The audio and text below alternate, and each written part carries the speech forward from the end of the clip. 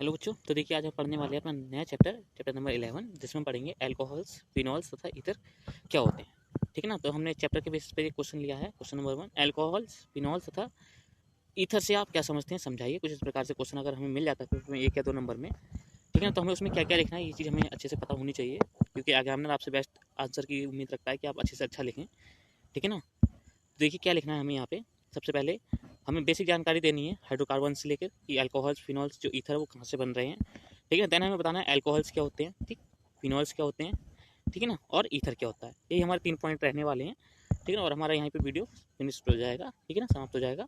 तो देखिए स्टार्ट कैसे करना है वो देखिए आप। कह रहा है यहाँ पे, चूंकि हाइड्रोकार्बन यौगिक यहाँ पे कह रहा है, चूंकि हाइड्रोकार्बन यौगिकों को सभी कार्बनिक यौगिकों का पैतृक या जनक यौगिक माना जाता है। जितने भी हाइड्रोकार्बन यौगिक होते हैं, ठीक है ना, उनको हम कार्बनिक यौगिकों का जनक मानते हैं। हाइड्रोकार्बन में उपस्थित एक या अधिक हाइड्रोजन एटम को एक या अधिक समूह द्वारा प्रतिस्थापित किया जा सकता है। ठीक है ना। जैसे हमने पढ़ा था एल्केन्स, एरेन्स, सॉरी एल्केन पढ़ा था, मेथेन, एथेन, प्रोपेन, तो इनकी बात कर रहा है यहाँ पे। ठीक है ना। वहाँ पे कह रहा है कि एक या अधिक जो हाइड्रोजन एटम उनको रिमूव किया जा सकता है किसी दूसरे के द्वारा, ठीक है ना, जिनके द्वारा विभिन्न प्रकार के कार्बनिक यौगिकों की प्राप्ति की जा सकती है। ठीक। फिर कह रहा है यहाँ पे, अब यदि हम हाइड्रोकार्बन यौगिकों के एल्केन्स तथा एरिन्स में इनको लेके देखें हम, ठीक है ना, कह रहे हैं जो हाइड्रोकार्बन है, एल्केन्स या एरिन्स हैं, ठीक है ना, अगर यदि हम इनकी बात करें तब एक हाइड्रोजन एटम को एक हाइड्रोक्सिल समूह, ठीक है ना, जो हाइड्रोक्सिल समूह है बॉन्ड OH, ठीक है ना, इसके द्वारा यदि हम उसके एक हाइड्रोजन एटम को, किसके, एल्केन्स हुआ या एरिन्स हुआ, उसके एक हाइड्रोजन एटम को हम इसके द्वारा यदि प्रतिस्थापित कर दें, तब हमें क्या प्राप्त होगा, एक एल्कोहल्स की प्राप्ति होने लगेगी। ठीक है ना। अब वो किस प्रकार से रही है वो देखिए आप यहाँ पे। कह रहा है यहाँ पे एल्कोहल्स, ठीक, कह रहा है संतृप्त एलिफेटिक हाइड्रोकार्बन, ठीक है ना, ये कैसे होते हैं, श्रृंखला में होते हैं और सिंगल बॉन्ड होते हैं, सिग्मा बॉन्डेड सारे जो होंगे एलिमेंट इसमें, तत्व या एटम्स, ठीक है ना, आपस में बाइंडेड होंगे, वो सिग्मा बॉन्ड के साथ में बाइंडेड होंगे, ठीक है ना, जुड़े हुए। ठीक। यह फिर कह रहा है, या एल्केनों में जब समूह OH के द्वारा एक हाइड्रोजन एटम के प्रतिस्थापन से एल्कोहल की प्राप्ति होती है, जैसे एल्केन, मतलब क्या हुआ कि यदि हम ये एलिमेंट लें, संतृप्त एलिफेटिक हाइड्रोकार्बन की श्रृंखला लें या कोई ये यौगिक लें, या फिर हम सीधे सीधे एल्केन ले लें या फिर हम एरिन ले लें, ठीक है ना, उसमें जैसे हम एक हाइड्रोजन एटम को रिमूव करेंगे इसके द्वारा बॉन्ड OH के द्वारा, तो हमें एल्कोहल की प्राप्ति हो जाएगी वहाँ पे। ठीक है ना।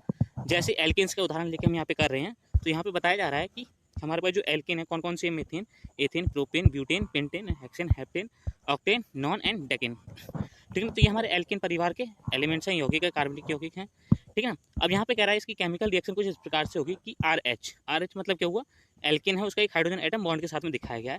यदि उसका हम OH जो हमारे पास में हाइड्रोक्सिल समूह है, ये इसके द्वारा यदि हम इसको प्रतिस्थापित करें, किससे, हाइड्रोजन एटम को, ठीक है ना, तो हमारे यहाँ पे कुछ इस प्रकार से प्राप्त हो जाएगा। ठीक है। तो जो यहाँ पे R बॉन्ड OH, यही हमारा क्या कहलाएगा, एल्कोहल कहलाएगा। ठीक है ना। जहाँ पे R क्या है, R यहाँ पे इनमें से कोई सा भी एलिमेंट्स हो सकता है, ठीक है ना, लेकिन OH उसमें जुड़ा होना चाहिए, तो वो हमारा क्या कहलाएगा, एल्कोहल कहलाएगा। जैसे इसकी जनरल रिएक्शन जो हमने समझ लिया, अब इसकी जरा केमिकल रिएक्शन देख लें। तो इसमें हमने मेथिन लिया है यहाँ पे। मेथिन को जैसे हम OH के साथ में रिएक्ट कराते हैं, एक हाइड्रोजन उसका रिमूव कराते हैं, प्रतिस्थापित कराते हैं इसके द्वारा OH के, तो हमें क्या प्राप्त होता है, CH3 बॉन्ड OH, जिससे हाइड्रोजन क्या होता है, पूर्णतः बाहर निकल जाता है। ठीक। जिसका हम नाम देखें, IUPAC नाम तो क्या होगा, मेथिल एल्कोहल, ठीक है ना, और केमिकल नेम क्या होगा इसका, रासायनिक नाम मेथेनॉल। ठीक है ना।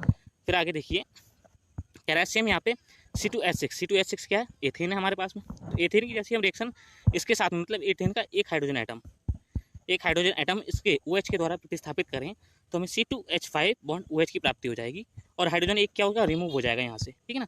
जिसके लिए हमें जो केमिकल नेम प्राप्त होगा IUPAC वाला, वो क्या होगा, एथिल एल्कोहल की प्राप्ति हो जाएगी। ठीक है ना। और जो रासायनिक नाम है इसका, उसका हम बोलते हैं कि एथेनॉल। ठीक। सेम इसी प्रकार से सारी रिएक्शन चलेंगी यहाँ पे, 3rd 4th 5th and also on यहाँ तक का। ठीक है ना। तो वो मैंने नहीं लिखा है, आप अगर समझ गए हैं ये तीनों रिएक्शन तो आप इसके बेस पे ये सारी रिएक्शन लिख सकते हैं। ठीक है ना। अब देखिए आप हमारे लिए यहाँ पे जो है हेलो एल्किन्स, इसकी तो प्राप्ति, सॉरी एल्कोहल जो है हमारे लिए, ठीक है ना, इसकी तो प्राप्ति हो जाती है कि कैसे बन रहे हैं ये। ठीक है ना। आपको आई होप समझ में आया हो, अगर नहीं आया हो तो आप एक बार फिर से स्किप कर लें वीडियो पीछे की और अच्छे से समझ लें। ठीक है ना। सॉरी। अब यहाँ पे देखिए कह रहा है फिनॉल, तो फिनॉल्स क्या होते हैं, कह रहा है यहाँ पे एरोमेटिक हाइड्रोकार्बन यौगिक। ठीक है ना। मतलब क्या हुआ कि वो वलय वाले, मतलब रिंग वाले ऐसे यौगिक हों जो आपस में क्या हो, एक रिंग बनाते हो, ठीक है ना, जुड़ के, जिसमें सिग्मा पाई कंजुगेशन में रहते हो, ठीक है ना, और एक बल है, मतलब गोल कुछ इस प्रकार की रिंग बनाते जैसे ये बनी हुई है। ठीक है। तो ऐसे जो कार्बन होते हैं उनको एरोमेटिक हाइड्रोकार्बन बोलते हैं। उसमें केवल क्या होगा, कार्बन और हाइड्रोजन की बॉन्डिंग को देखा जाएगा। ठीक है ना। फिर कह रहा है यहाँ पे कि फिनॉल में एरोमेटिक हाइड्रोकार्बन यौगिक अथवा एरीन्स में जब एक हाइड्रोजन एटम को समूह OH के द्वारा प्रतिस्थापित किया जाता है, ठीक है ना। मतलब क्या हुआ कि जो है यहाँ पे मान लीजिए हमारे पास में ये है, हमने इसको इस समय रिप्लेस कर रखा है हाइड्रोजन को, ठीक है। तो यहाँ पे हमारे लिए देखिए ये बेंजीन है, ठीक है ना। बेंजीन में क्या होगा कि जो हमारे पास में कितना होगा, कार्बन भी 6 होगा, हाइड्रोजन भी कितना होगा, 6 होगा, ठीक है ना। तो ये बेंजीन है। बेंजीन हम देखेंगे कि जैसे ही हम इसका एक हाइड्रोजन कौन सा वाला, ये वाला देखिए, एक हाइड्रोजन हम इसके द्वारा जैसे ही प्रतिस्थापित करेंगे तो हमारे लिए कुछ बेंजील एल्कोहल कुछ इस प्रकार से हमारे लिए प्राप्त हो जाएगा, ठीक है ना। तो यहाँ से ये हाइड्रोजन एक रिमूव होगा तो इसका जो स्ट्रक्चर प्राप्त होगा वो कुछ प्रकार से प्राप्त होगा, ठीक है ना। अब इसकी केमिकल रिएक्शन देख लीजिए। यहाँ पे कह रहा है यदि हमें केमिकल रिएक्शन देखें तो AR से हम एरोमेटिक कंपाउंड दिखाते हैं, जितने भी रिंग वाले कंपाउंड हुए, ठीक है ना। और बॉन्ड H मतलब क्या हुआ, एक हाइड्रोजन उसके साथ में बॉन्डेड किया गया है, ठीक है ना। मतलब इस जो एरोमेटिक कंपाउंड उससे बाहर निकाल कर, ठीक है ना, बॉन्ड के रूप में दर्शाया गया है ताकि ये हाइड्रोजन एटम इस OH के द्वारा प्रतिस्थापित हो सके, ठीक है ना। जैसे इसके द्वारा प्रतिस्थापित हो जाता है हाइड्रोजन एटम तो हमारे लिए कुछ इस प्रकार से कंपाउंड प्राप्त होता है AR बॉन्ड OH, जिसको हम बोल सकते हैं एरोमेटिक हाइड्रोकार्बन, ठीक है ना, या हम बोल सकते हैं एरोमेटिक हाइड्रोक्सिल समूह, ठीक।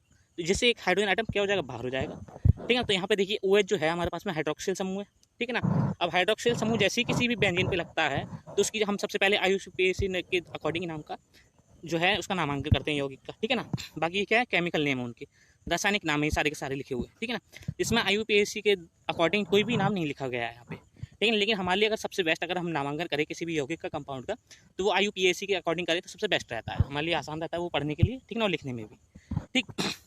तो देखिए नामांकन की जो फिनोमिना है वो हम अगले लेक्चर में पढ़ेंगे। फिलहाल मैं अभी जितना हो सकता है मैं इसमें आपको समझाने की कोशिश करूँगा, ठीक है ना। तो सबसे पहले हम स्टार्ट करते हैं बेंजीन से, ठीक है ना। तो देखिए यहाँ पे ये जो पोजीशन होती है ये पॉइंट वाली 1 2 3 4 5 एंड ये 6, ठीक है ना। इन पर नंबर भी कुछ इसी प्रकार से पड़े रहते हैं, ठीक है ना।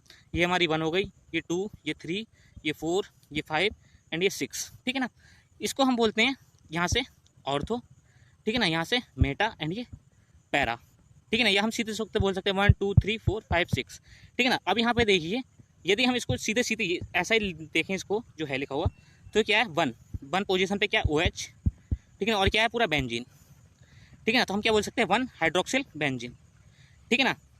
सेम इसी को अगर देखें तो हमारी पहली पोजीशन पे क्या है मेथेन, ठीक है। तो 1 मेथेन, ठीक है ना, मेथेन। 2 हाइड्रोक्सिल OH को हम क्या बोलते हैं हाइड्रोक्सिल समूह, ठीक ना, हाइड्रोक्सिल बेंजीन, ये इसका क्या हो जाएगा IUPAC नाम हो जाएगा, ठीक।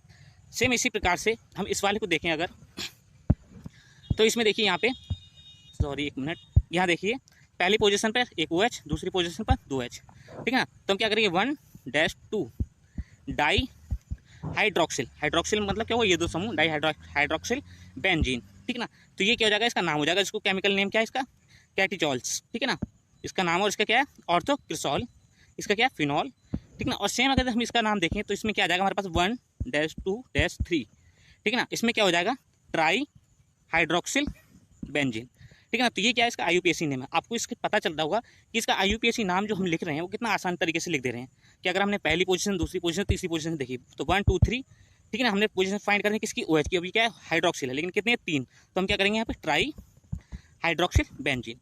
तो इस प्रकार से हम इसका नाम भी लिख लेते हैं, ठीक है ना। आई होप आपके लिए नाम का जो है लिखने का तरीका वो अच्छा लगा हो, तो प्लीज़ वीडियो को लाइक कर लीजिए और सब्सक्राइब भी कर लीजिए आगे की वीडियो देखने के लिए आपको, ठीक है ना।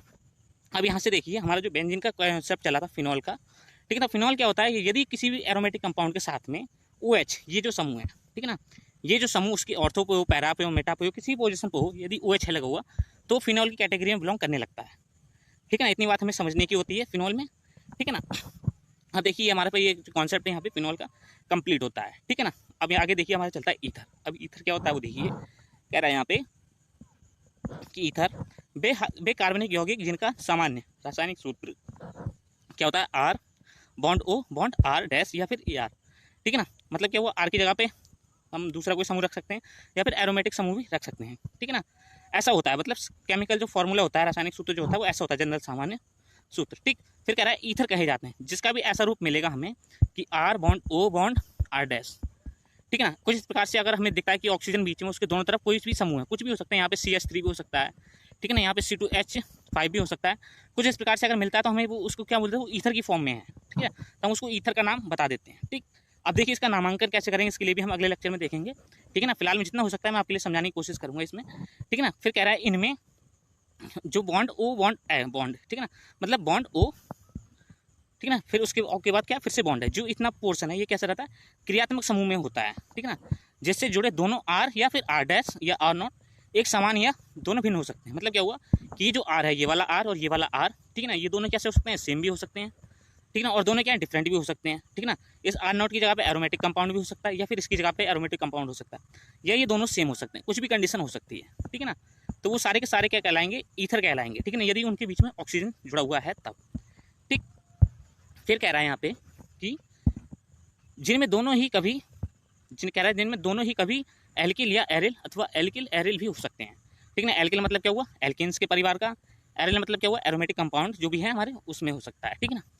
फिर कह रहा है सामान्यतः ईथर को जल के उन डाई एल्किल अथवा डाई एरिल व्युत्पन्नों को माना जाता है। मतलब कह रहा है कि कोई जल है, जल का हमने स्ट्रक्चर लिया ये कुछ प्रकार से, ठीक है ना, इसके डाई एल्किल या फिर डाई एरिल मतलब क्या हुआ कि दो एल्किल हों हमारे पास में या फिर दो एरिल हों, ठीक है ना। जैसे यहाँ पे कह रहा है डाई हाइड्रोजन का, ठीक है, यहाँ पे क्या है डाई हाइड्रोजन, दो हाइड्रोजन है, ठीक है ना, तो यहाँ पे डाई हाइड्रोजन, ठीक है ना। ऐसे ही कह रहा है यहाँ पे कि डाई एल्किल अथवा डाई एरिल व्युत्पन्नों को माना जाता है, किसके, जल के, ठीक है ना। जो हमारा ईथर है वो क्या है, जल का व्युत्पन्न है, ठीक है ना, जो किस फॉर्म होता है, डाई एल्किल या फिर डाई एरिल के फॉर्म में हो सकता है, ठीक है ना। फिर कह रहा है यहाँ पे जैसे यहाँ पे हाइड्रोजन जुड़े हुए हैं ऑक्सीजन के साथ में, ठीक इसी प्रकार से ऑक्सीजन बीच में बिलोंग करता है और साइड में कोई एल्किन या फिर एरिल समूह जुड़ा रहता है, ठीक है ना। जिससे यहाँ पे कह रहा है जल के डाई एल्किल अथवा डाई एरिल व्युत्पन्न, ठीक है, इसको हम क्या बोल देते हैं, ईथर बोल देते हैं। जैसे इसी के सेम में देखिए यहाँ पे हाइड्रोजन सेम, तो यहाँ पे CH3 क्या है, दोनों तरफ सेम है, ठीक है, बीच में ऑक्सीजन, तो इसको हम क्या बोलते हैं, डाई मैथिल ईथर, ठीक है ना। अब यहाँ पे देखिए C2H5 दोनों सेम है, तो डाई एथिल ईथर, ठीक है ना। अब यहाँ पे देखिए C6H5 बीच में ऑक्सीजन, तो हम क्या बोलेंगे, डाई फिनाइल ईथर, ठीक है ना, या हम बोल सकते हैं डाई बेंजीन ईथर, ठीक है ना। तो ये था हमारा नाम IUPAC करके लिखने का, ठीक है ना। तो इसी के अकॉर्डिंग हमारा जो क्वेश्चन था वो यहाँ पे समाप्त होता है, ठीक है ना। अगर आपके लिए अच्छा लगा तो प्लीज़ वीडियो लाइक कर लीजिए और सब्सक्राइब भी कर लीजिए चैनल के लिए, ठीक है ना। और भी अच्छी वीडियो देखने के लिए सब्सक्राइब करना आपके लिए जरूरी रहेगा, ठीक है ना। मिलते हैं अगले लेक्चर में, all the best, bye bye. अच्छे से पढ़िए और रिवीजन कीजिए, ठीक है ना। अगर आपको कहीं भी कोई डाउट आता है तो प्लीज़ आप कमेंट में लिख सकते हैं, ठीक है ना। मैं कोशिश करूँगा आपको वो अच्छे से क्लियर कर सकूँ, ठीक। मिलते हैं अगले लेक्चर में, all the best, bye bye.